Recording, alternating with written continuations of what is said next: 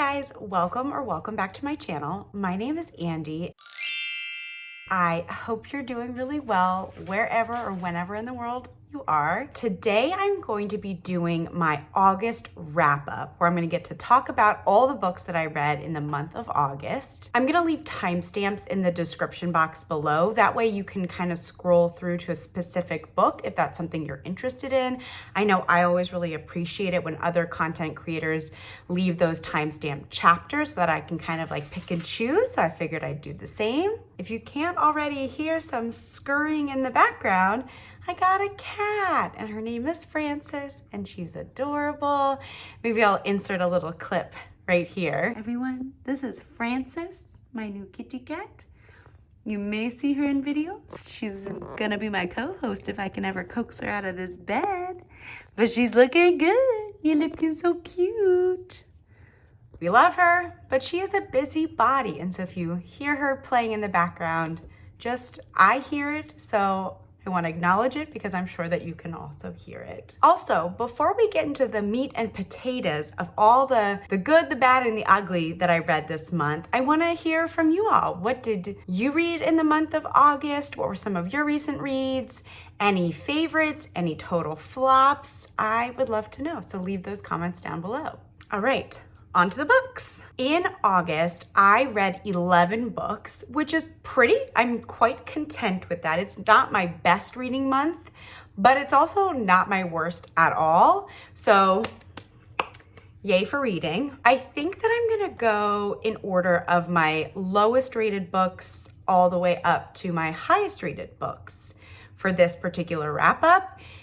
It might look different in future wrap-ups. I don't know. I'm going to play around with it a little bit. All right. So I had 4 3-star reads, 2 3.5-star reads, 3 4-star reads, and 1 4.5-star book. Overall, no total flops, but also no new favorites. So a little bit of a lukewarm month, if you will. The first 3-star book that I read was Nettle and Bone by T. Kingfisher. And this is sort of a quirky fantasy tale about our main character, Mara, as she goes on this impossible quest to rescue her sister from her horrible, abusive husband. There were definitely some things about this story that I really, really liked. I loved the cast of characters that you're following throughout the story. I thought the overall atmosphere was very satisfying. I think it's gonna be a great fall read if that's when you decide to pick it up. But in the end, I felt like it was too short. It didn't have enough character development. I felt like a lot of scenes were really rushed and resolution was found in like 2 seconds or less. And so I think I just wish there was more time spent with the characters. I will also say that the final climax was a bit underwhelming for me. I think if you're in the mood for a quick fantasy read with dark-ish themes and a funny cast of side characters, then this is a good one to pick up. The next 3-star read that I had this month was The Friend Zone by Abby Jimenez. And I recently read Part of Your World by the same author and I absolutely loved it. So I was very, very excited to just pick up all of the things that she's written. And I had pretty mixed feelings about this contemporary romance. On one hand, I loved Kristen and Josh's flirty banter. Their chemistry was off the charts. And overall, I had a fun time with their romance. I also really appreciated, there's a lot of conversations around infertility and how it impacts people's relationships, their physical health, their mental health.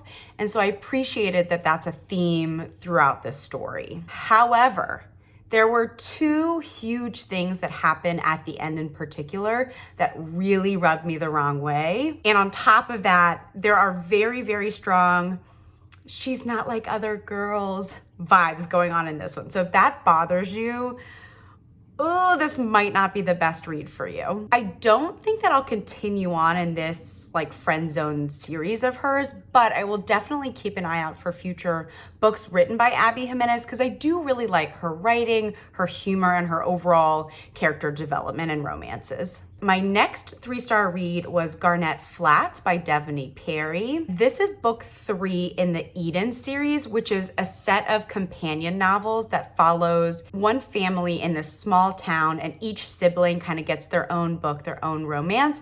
And this was Talia's book. And I'm not gonna lie, I was a little disappointed with this one because Talia is one of my favorite of the siblings and I've really grown to love her. And this second chance romance between Talia and Foster just missed the mark a little bit for me. Like, I felt that Talia and Foster did have amazing chemistry. And yes, I got this is a once in a lifetime kind of romance, but for the hurt that Foster caused Talia 7 years ago, I did not feel like we got enough reconciliation throughout this book. And I'm not sure if I needed more groveling or more context or just like more time with them as they kind of have conversations and heal and move on. I can't quite put my finger on it, but something about their relationship didn't work for me. Maybe it felt a little rushed. I'm not totally sure. Something else that I noticed, and I do feel like this is sort of part of Devney Perry's style, is I do feel like there's a lot of telling rather than showing, like characters declaring their feelings rather than me buying into the feelings because of scenes or experiences in the book, if that makes sense. And honestly, my favorite part of this book was in the epilogue, you get a preview of the next siblings book, and that I cannot wait for. The next 3-star read I had this month was The Master of Iron by Tricia Levenseller, and this is part 2 in her Bladesmith duology. I think it's just 2 books. And I don't want to say too much about this because it is a sequel, and so I don't want to give away any spoilers. So here's what I will say. This book follows this series follows our main character, Ziva, and she has a really special magical ability where she can forge weapons with these unique powers, essentially. And one day she receives a commission from this big scary warlord, and when Ziva realizes what this warlord is up to, she takes her sister and flees, and the series kind of picks up from there. And book 2 does pick up immediately where book 1 leaves off, so I would not leave too much time in between reading each book. I made that mistake, so it did take me a little bit of time to kind of get back into these characters in this world. So if you can read them back to back, I would definitely recommend doing that. Now, the main character, Ziva, has really severe social anxiety. On one hand, I really appreciate that because I don't feel like I've ever really come across main characters or protagonists, especially in big fantasy series, YA or adult, that have mental health rep. And so on one hand, I really, really appreciate that. On the other hand, I do think that this story or this main character might not be for everybody. For example, in both books, you are strictly in Ziva's point of view. And so you get no reprieve and no break from her anxiety. You're really deeply saturated in her negative thinking patterns, her self-doubt, her self-consciousness, her panic attacks. Like, you really feel them and experience that with her. And as somebody with an anxious mind, I found this book a little hard to get through it. Again, that's kind of why I'm not sure it's going to be for everybody, even though I really appreciate the anxiety representation. I think it's done pretty authentically. There were a lot of things that I liked about this duology, but in particular the second book. I thought the magic system is really cool and interesting, and I thought that was something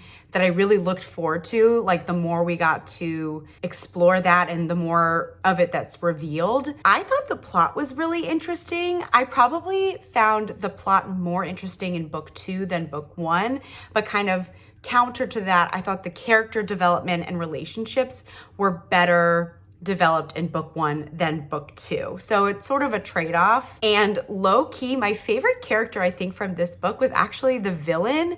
They felt the most compelling and intriguing, and yeah, I really enjoyed the villain characters. I almost wish that we got some point of view chapters from the villain or from even like her sister or literally any of the side characters.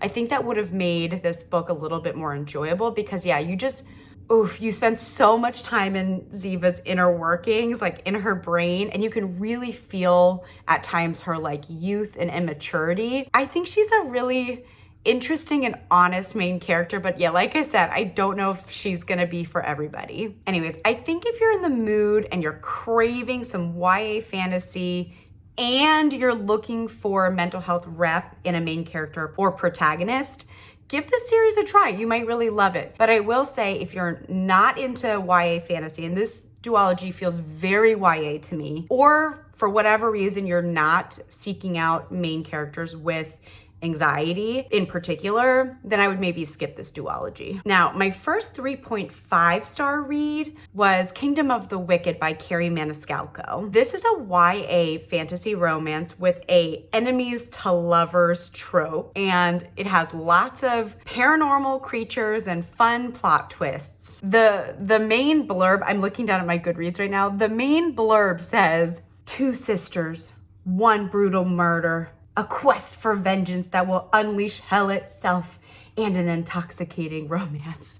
Like, so dramatic, but also very on brand for this book. I thought there were definitely some really funny moments in this. I thought there were some really exciting and unexpected plot twists, especially towards the end. But I'm not gonna lie, the romance subplot of this between Amelia and Wrath, I did not totally buy. It felt a little bit rushed, and I don't know, I just didn't believe it at all. So yeah, their chemistry was just okay for me. I do think with spooky season coming up, this might be a really fun, light, fast-paced read if you're on the lookout for witchy, paranormal themed books. The next 3.5 star book that I read was another Devney Perry series. This was book 1 from the Mason Jar series called The Birthday List. I will say, most of the books that I've read by this author tend to be like 3 or 3.5 stars. So I'm learning that I don't know that she's the author, the romance author for me. But anyways, this is a dual POV adult contemporary romance about Poppy, who's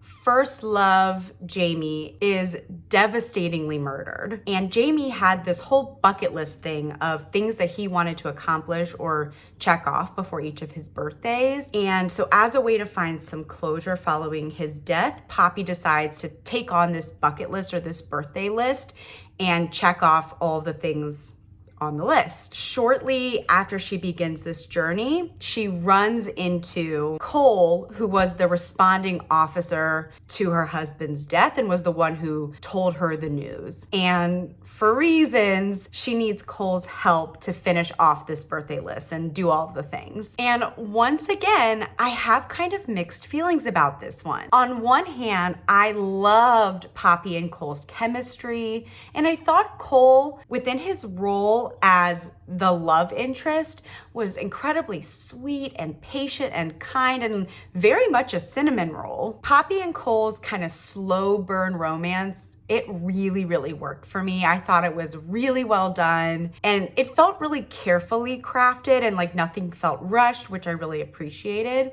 I will say Poppy felt a little one-dimensional, but I found her really likable, and I definitely was rooting for her the whole book to like find her happily ever after part 2. I also adored some of the side characters. Shout out to Grandpa Jimmy and Randall for providing a lot of comedic relief throughout this story. They were honestly, every scene with them was a highlight, but I really had a hard time with the scenes showing Cole within his job as a police officer. I have a lot of issues with policing in this country for many, many reasons. And so I just did not like how his job was glorified and kind of put on a pedestal. It rubbed me the wrong way and really put me off. And I really didn't enjoy those chapters. They really put me in kind of an icky mood. I also felt like there was a lot of conveniences that came up in the plot, and the book kind of poked fun at itself sometimes. Like, the characters would be like, oh, what a convenience, that blah, blah, blah just happened. And I get it, and it was okay, but it did sort of make me roll my eyes from time to time because it was just like over the top, predictable and convenient. So just keep an eye out for that when you're reading through it, if you decide to pick it up. I also didn't know going into this that there is a bit of a mystery subplot around Jamie's murderer.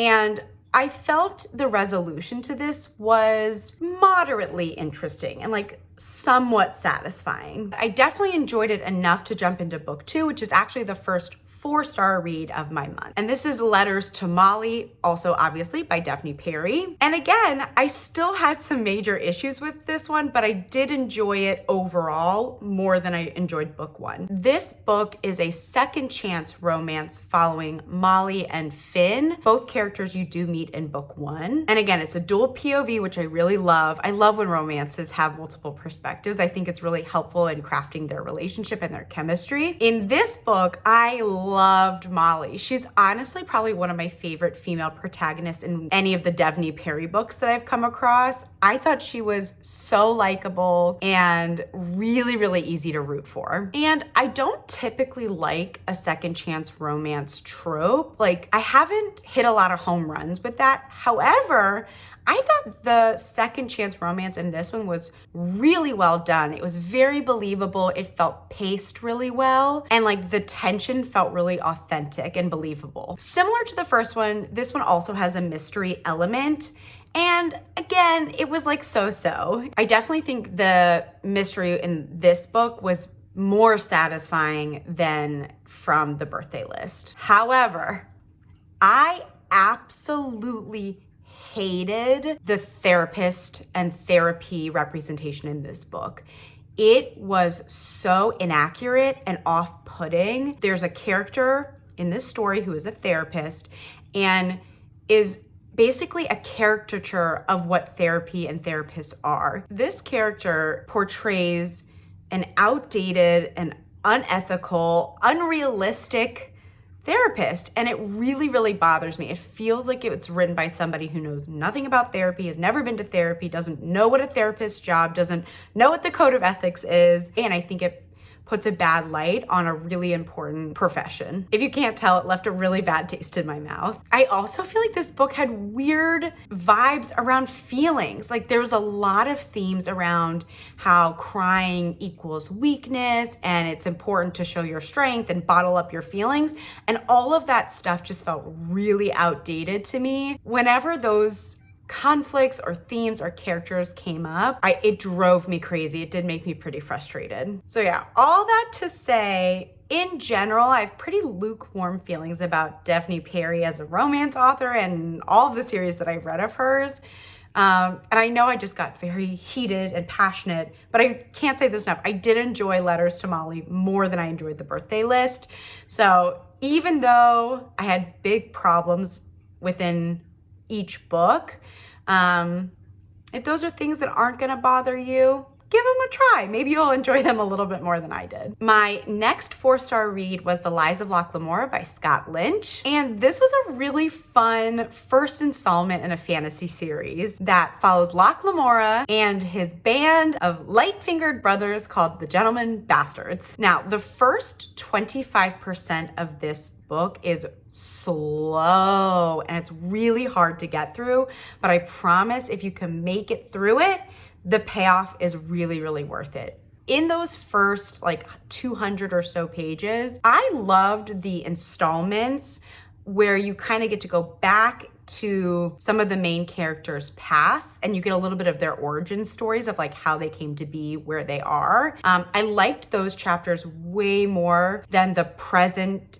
day chapters where they're kind of setting up this con that they're trying to pull off. But like I said, once you get past that first quarter, the plot, the characters, like everything starts to pay off and it really, really like jumps off from there. Once I got into it, I was so deeply connected to the characters. Like I felt in my soul their heartaches, their triumphs, everything in between. I mean, I really feel like I know these characters like Locke, John, Bug, the Sansa twins, Father Chains, like they all have a really, really special place in my heart. I loved the found family trope. I loved the mischievous vibes throughout this story. I loved all the scheming and conning and cleverness. There's just so much good stuff in this book, and I felt like the plot is like brimming with intrigue and adventure, and there are surprises around every corner. There's also a lot of humor and wit. It definitely helps you sludge through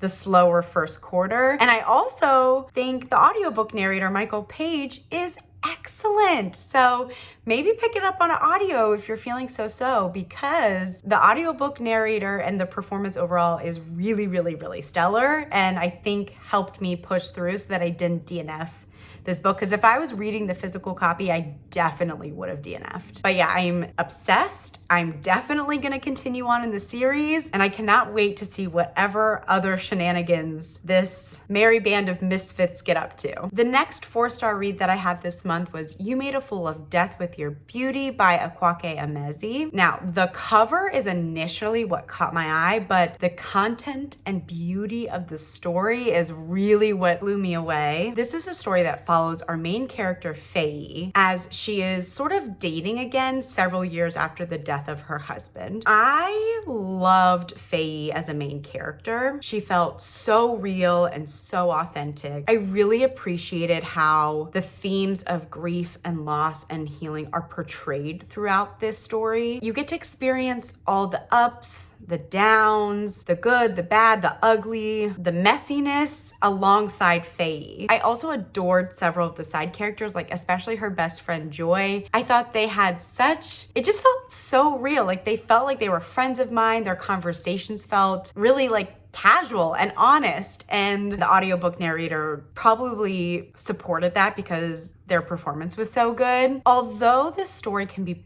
heavy at times, it is balanced really nicely with moments of humor and friendship and steam. My only qualm with this book is that it has some of my least favorite tropes in it.